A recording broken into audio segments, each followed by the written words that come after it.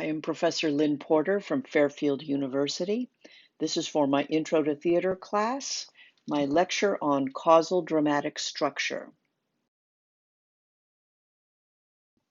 I'm breaking this information down into three major buckets. The first one is just defining some basic concepts. The second one is dealing with specifically the elements of plot, defining those, and then looking at how those plot elements are arranged into an overall structure. So these are the basic concepts I want to unpack first of all. And I'm going to go into each of these in detail. And I just want to point out that these are terms that you've probably been using for a very, very long time. And so some of what I'm going to talk about will be confirming what you have learned in other classes and just by being aware. But some of the information I'm going to give you is designed to deepen your understanding or enrich your understanding. I'm going to ask you to pay attention for the differences in my definitions and explanations as we move forward. Okay, so let's start with defining action. It sounds kind of silly, doesn't it? Everyone knows what action is. It's when something's happening, right? Or is it when they start talking on a movie set? Or is it when somebody hits somebody else? Actually, now that I think about it, this is kind of a messy term. So I do want to define it really specifically for what we're talking about in this class in terms of causal structure. And this definition of action comes from David Ball's book, Backwards and Forwards. It's a book about play analysis. And he defines action very specifically as an event that causes another event. So it's not just one piece of something happening, it's something happening that has an effect on subsequent events. And the metaphor that we use for this definition of action is a line of dominoes. We have all spent a rainy Saturday afternoon lining up the dominoes and getting them all perfectly spaced so that when you tip over the first domino, it tips over the second domino, and the second domino tips over the third domino. And you have this chain reaction of events that the initial action of your finger knocking over that very, very first domino has a cumulative effect as each domino falls in turn. They don't all fall at the same time. They fall one after another after another. So it is a sequence of events. And that's what we're talking about when we talk about action for causal dramatic structure. If the playwright has done the job properly, the play's action is this unbroken line of dominoes from the very, very first moment of the play, like the moment the lights come on, till the very, very end of the play, right before the actors take their bows. You have this unbroken line of dominoes falling, falling, falling. And the fact that there is always something happening is one of the things that keeps you engaged as an audience member. There's more, but the unbroken line of action dominoes is a big piece of what keeps us hooked into the play. Next, I want to talk about the concept of causal and causality. When you first look at this word, it looks like casual, and it's not at all casual, though your spell checker won't find it. So I just want to point out that it's very easy to write a very, very good essay about casual dramatic structure. So you got to be on top of your spell checker for this concept. So when we're talking about the idea of things being causal, we mean that they are linear. They're in a line. Your dominoes fall because they are lined up properly. If you leave a gap in your domino line, then they won't all fall properly. So first of all, for causal structure, we're talking about something that is very linear. All of the dominoes are in a line. And this is why I like the metaphor of the dominoes, because we're talking about this cause and effect relationship, that everything is in this beautiful line, that the first domino causes the second domino to fall, the second domino causes the third domino to fall. So the words causal and cause and because are all based on the same root word. That's what we're talking about here. A cause and effect relationship between the various action events. So event A leads to event B, which leads to event C. Event A causes event B, which causes event C, and then it just continues all the way through to the end of the play. That's what I'm talking about when we're using the term causal. Okay, moving along to the next basic concept. This is actually two concepts, but we have to introduce them together. And these are words we use, we've been using these words since we were tiny, but I want to point out for students, these terms, we tend to use them interchangeably, and when we're talking about them in a causal structure situation, they are not at all interchangeable. They're vastly different ideas. So, um, so I want you to pay attention, because what I am introducing here, so I want you to pay attention to the differences between the concept of story and the concept of plot. So starting with the idea of story. When I'm talking about story, I'm talking about everything that's happening in the world of these characters, both while the play is happening and before the play even happened. So if we're looking at the story of Antigone, it involves the fact that Antigone and her sister and her two brothers are children of Oedipus, the king, and they carry the stain of his sins into their lives. That's part of the story, even though Oedipus is long dead. In the story of Antigone, it's important to understand that Polynices and Eteocles killed each other in battle. Even though that happened before the play starts, it's an important element of the story of Antigone. So the story tends to be bigger than what we see on stage in the particular performance.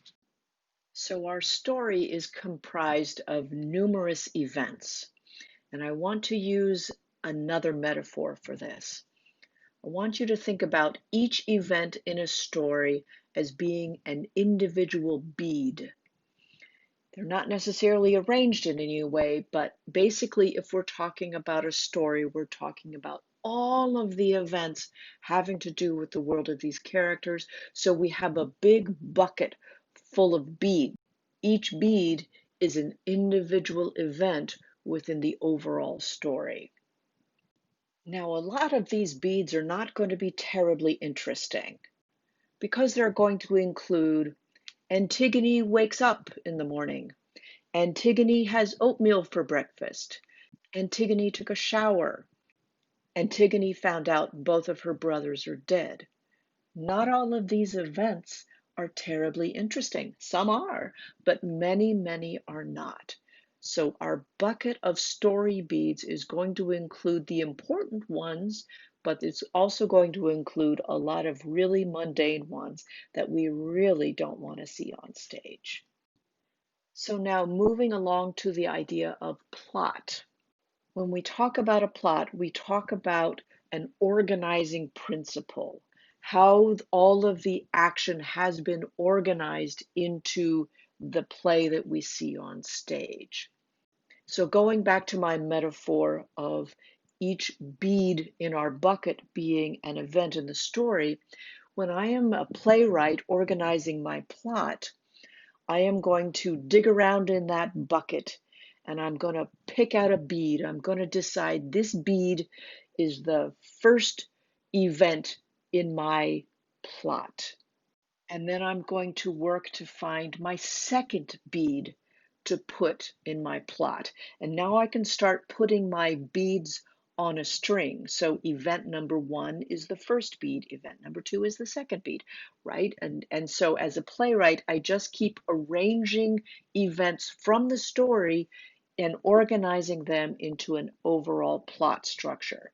And we end up with a string of action beads that, as you work along the string, you work from the very, very beginning of the plot to the very end of the plot. So when we see a play or a movie, we only ever see the plot because we're only seeing the beads on the string. But from the plot, we can figure out the important action beads that are in the story, but didn't necessarily occur on stage in the plot. When we see a play, we only see the plot. At the beginning of this lecture, I pointed out to you that some of these words we will be defining in a way that we don't normally use them. So you'll have to understand that story and plot are two radically different ideas. Of course, they're connected, but they're very, very different ideas. Okay, in our definition of these basic concepts, I want to move along to the idea of conflict. So conflict in a play appears when we have two or more characters who want things that are in opposition. You have two characters who want the same thing, or two characters who want radically different things. And throughout the play, those two forces work against each other until eventually the outcome is decided, until eventually one character wins and the other character loses. And I want to point out that this conflict is one of the main things that reaches out and grabs us by the collar and pulls us in as audience members. We find conflict incredibly engaging.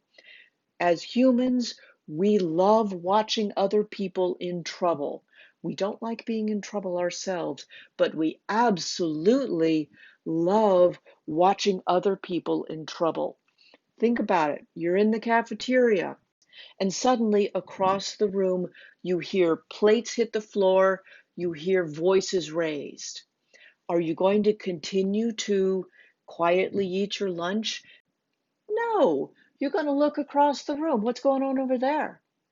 The voice is raised. Oh, wow, people are fighting over there. Wonder what's that about? And now we want to know. Whether they're our friends or not, whether we have ever met these people is totally immaterial. We are attracted to the idea of watching these people in conflict. We don't like to think this about ourselves. We don't like to think that we rubberneck that way, or we watch people when they're having some kind of a personal event, but we're very, very attracted to it.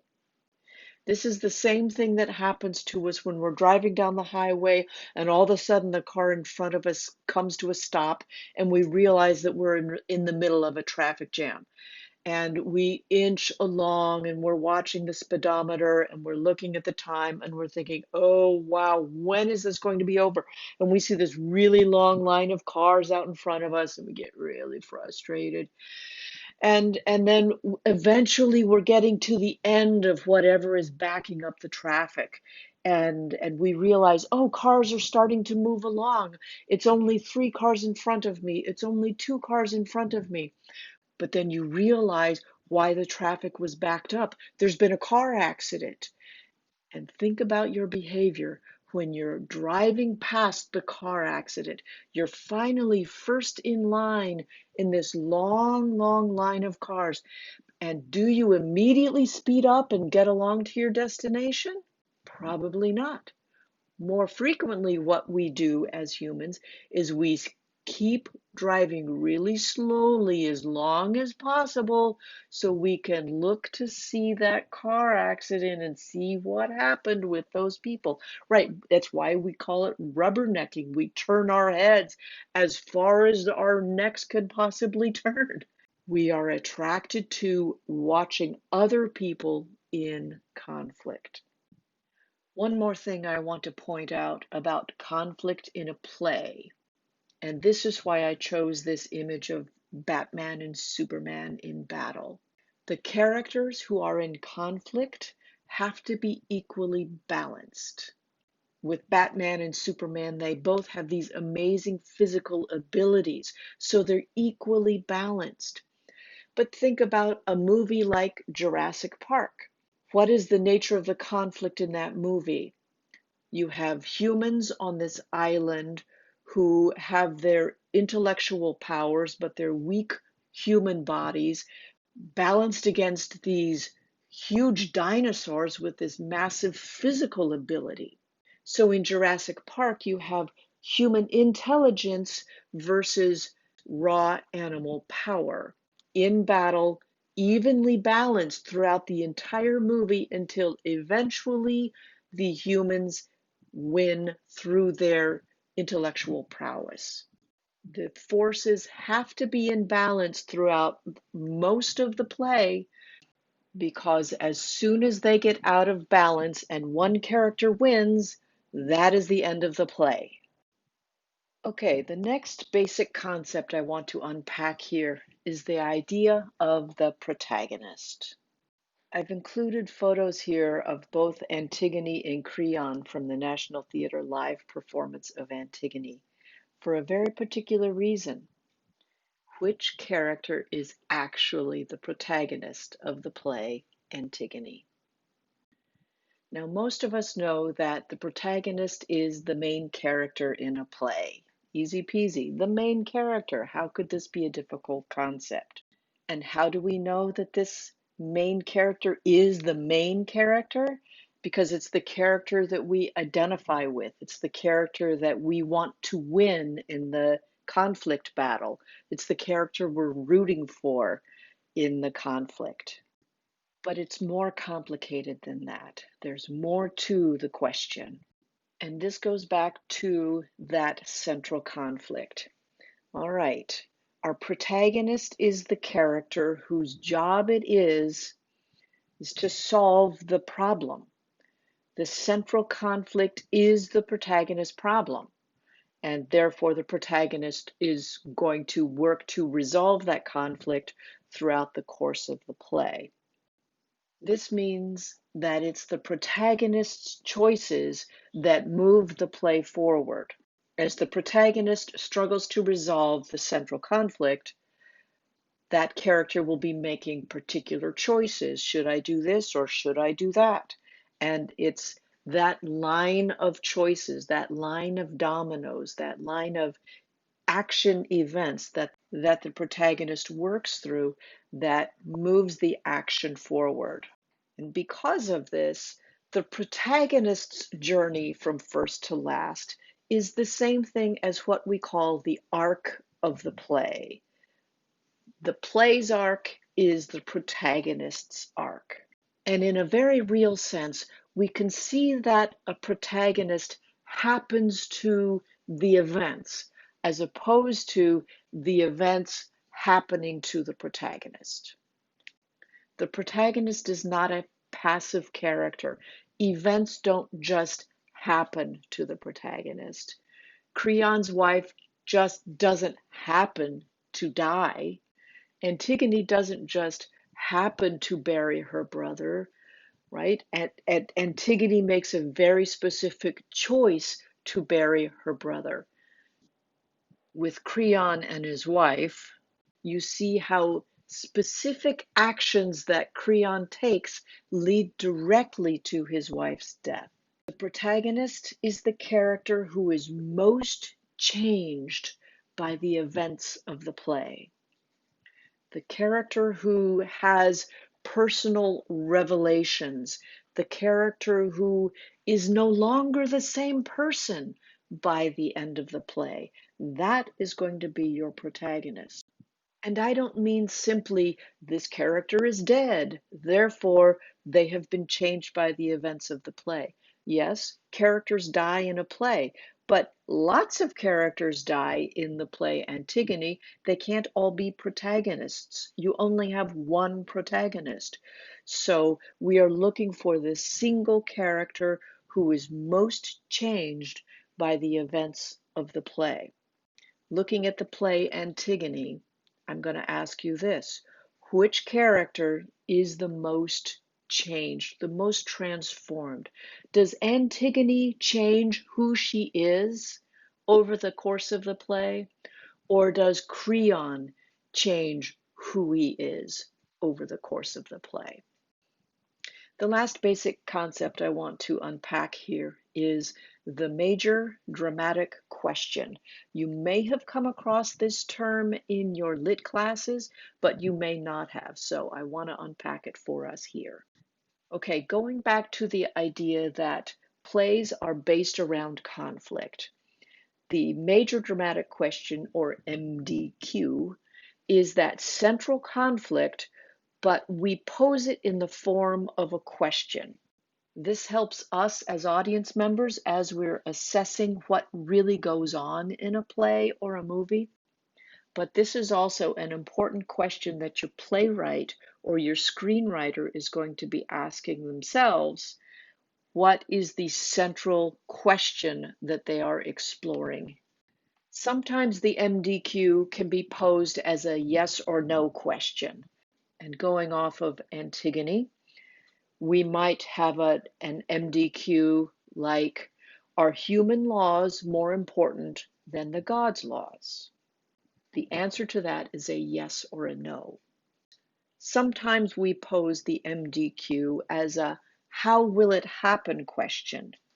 How can we discover if human laws are more important than the God's laws?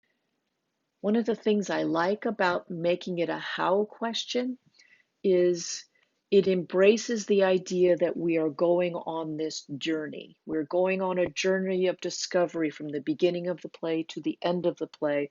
And how it unfolds is a big question for us as we engage with the play.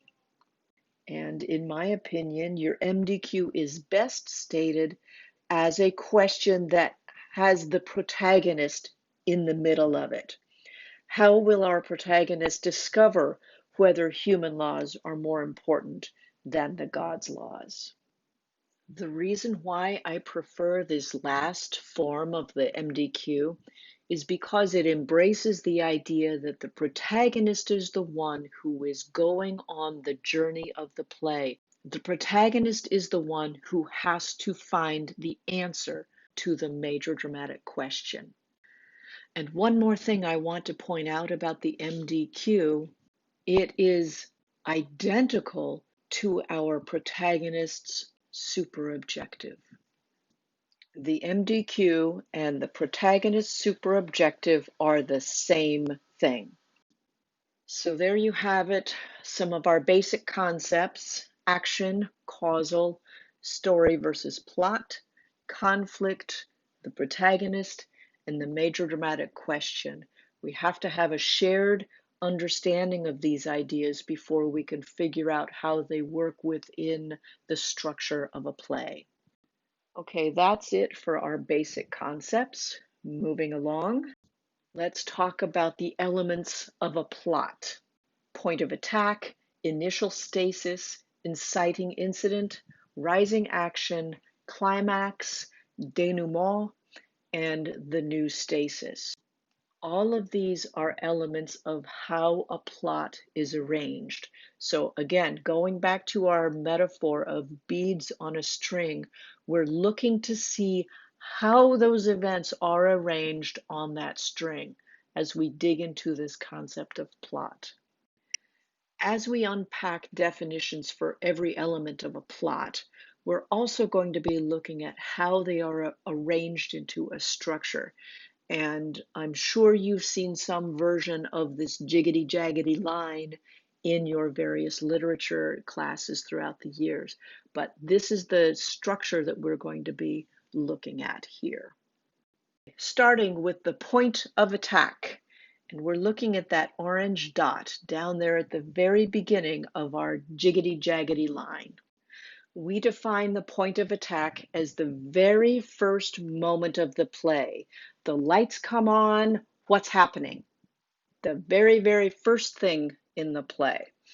And if you're thinking about this from the playwright's point of view, they've been digging around in their bucket of story events, trying to find the first bead to put on our string. So the point of attack would be the first bead that gets put on the string, but it could be from anywhere in the story. The point of attack is the very first thing in your play. Next, I want to move to the idea of stasis. And you'll notice in this image, there's two orange lines, one very near the point of attack and one at the very, very end of our line, way up there. So we have 2 points of stasis in any play. The one near the point of attack, I will refer to as the initial stasis or the beginning stasis. And at the very end of the play, we have the ending stasis or the new stasis. So when we have stasis, we are talking about no conflict. We do not yet have the battle in place. This usually happens in the opening few moments of a play and the ending few moments in a play. And think about that for a second. If conflict is the thing that grabs us by the collar and yanks us in and engages us as audience members in our play, we can't have too much stasis or we're going to be bored and check out or just choose to stop watching. So the conflict has to be established quite early in the plot structure, or else we're going to have a problem with audience engagement. But it's that those few minutes, moments of a play when there is no conflict. Because there is no conflict in the moments of stasis, that's why we have drawn it as a horizontal line. It's not climbing up a hill, it's not sliding down a hill, it is simply static. Stasis means static. There's nothing emotionally engaging about these moments. But yeah, we got to get down to that conflict pretty soon. And so we get to the next dot on our line, and that's the inciting incident. And I just want to point out, in terms of the symbols that I'm using here, a dot is one event, it's one action bead, it's one domino, whereas a line can be a series of events. So in any play, you're going to have 3 very specific events: your point of attack, your inciting incident, and eventually we'll get to your climax there up at the top of the line.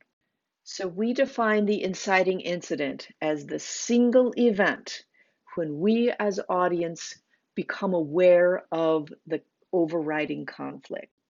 Because we are stating our conflict as our MDQ, by definition, that means we're introducing the MDQ.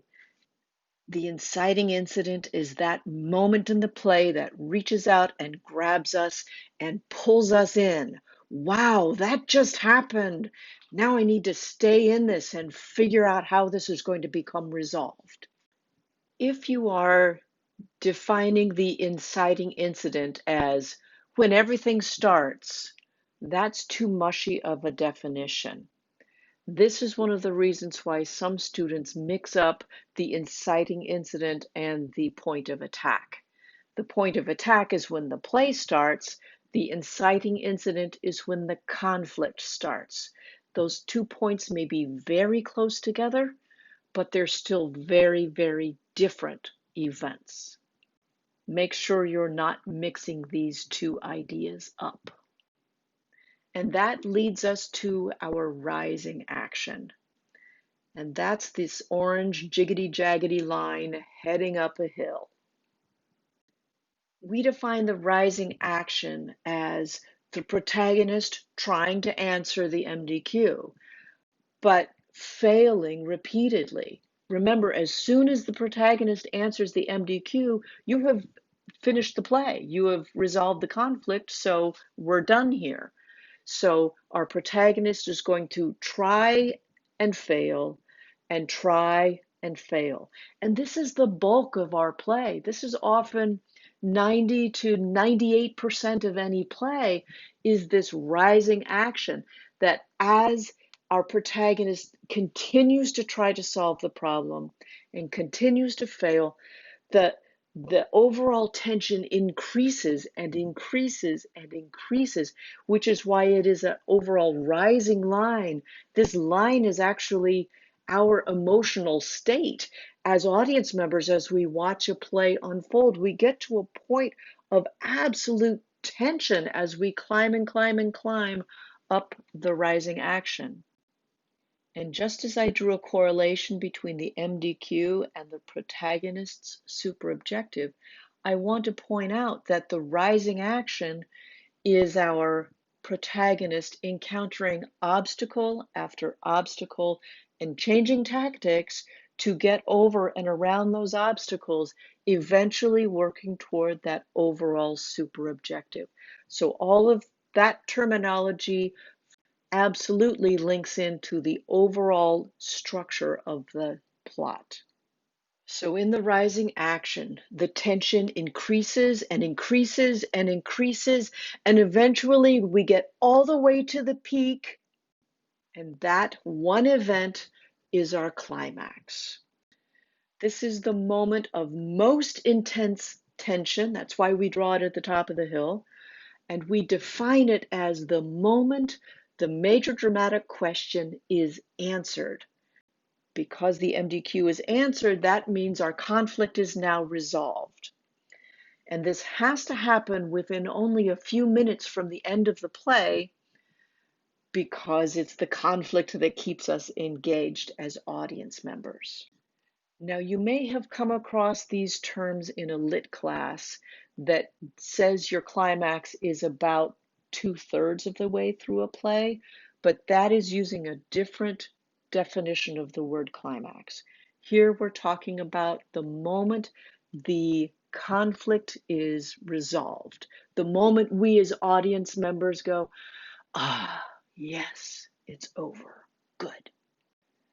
And we do experience a moment of pleasure because we've been rooting for this character to solve the problem, and there's been this struggle and this failure to solve the problem.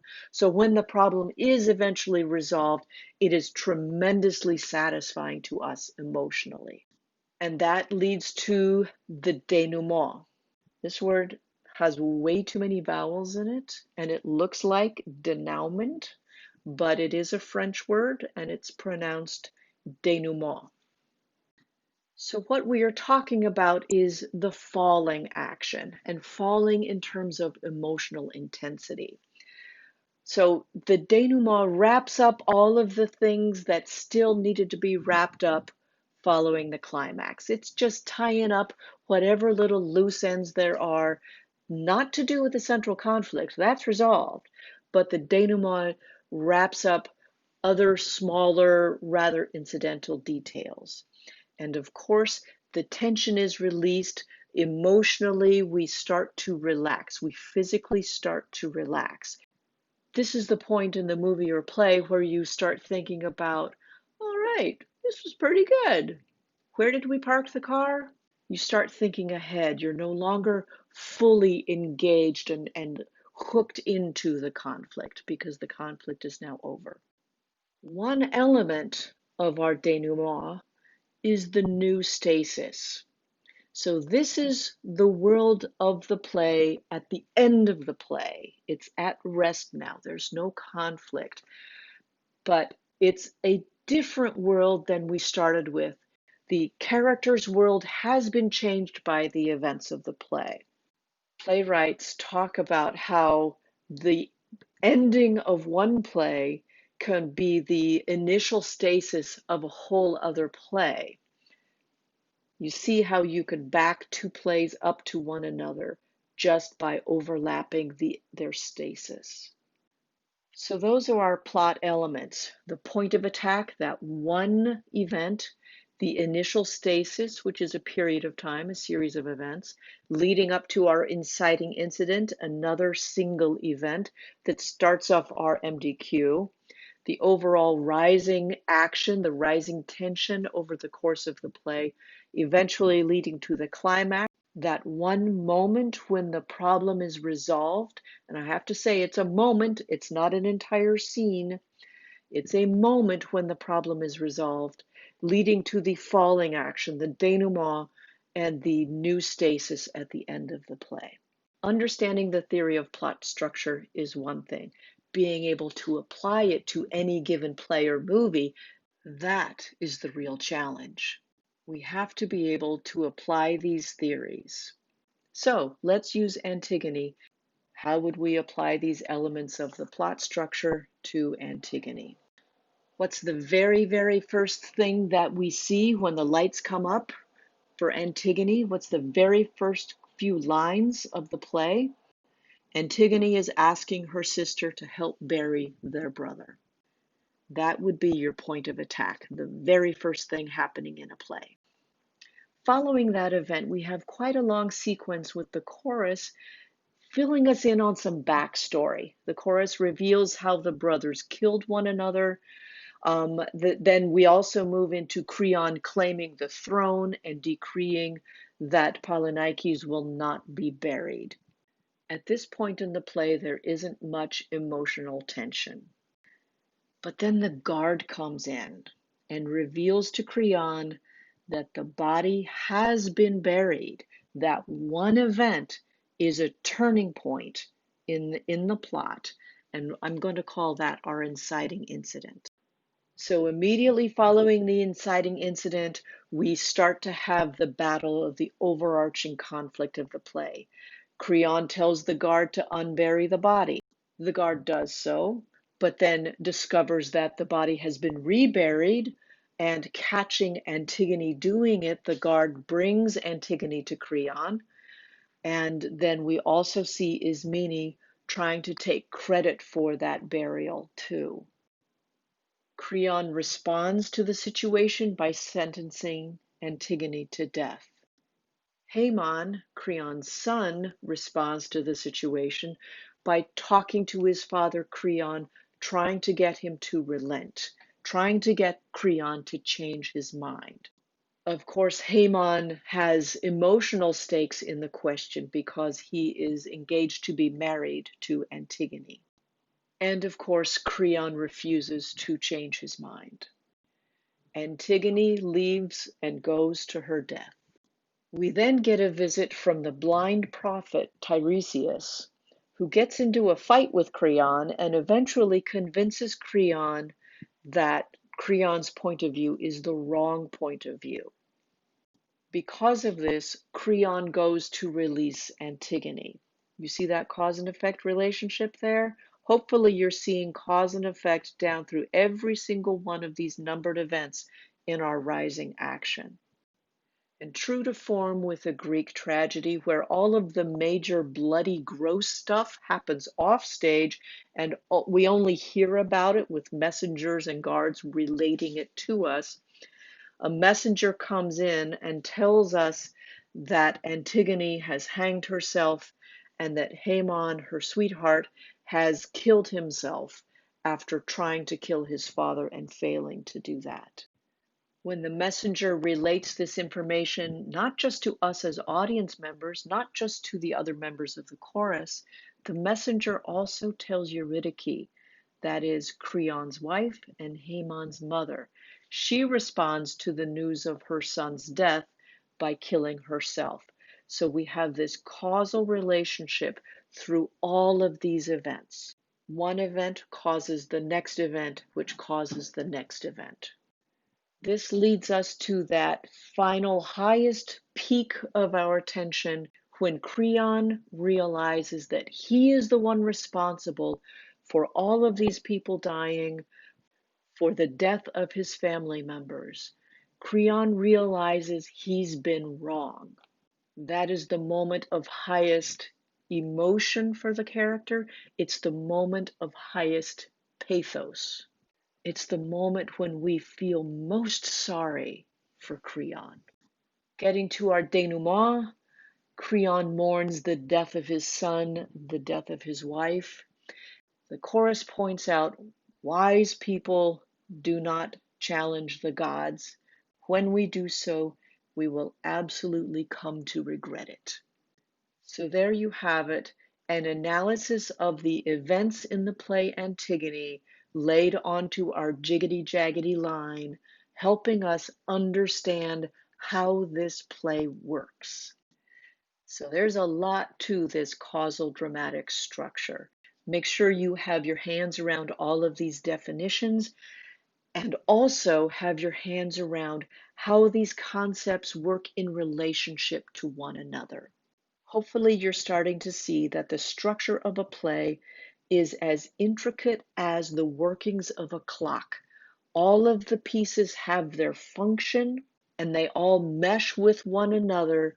A play is just like a clock.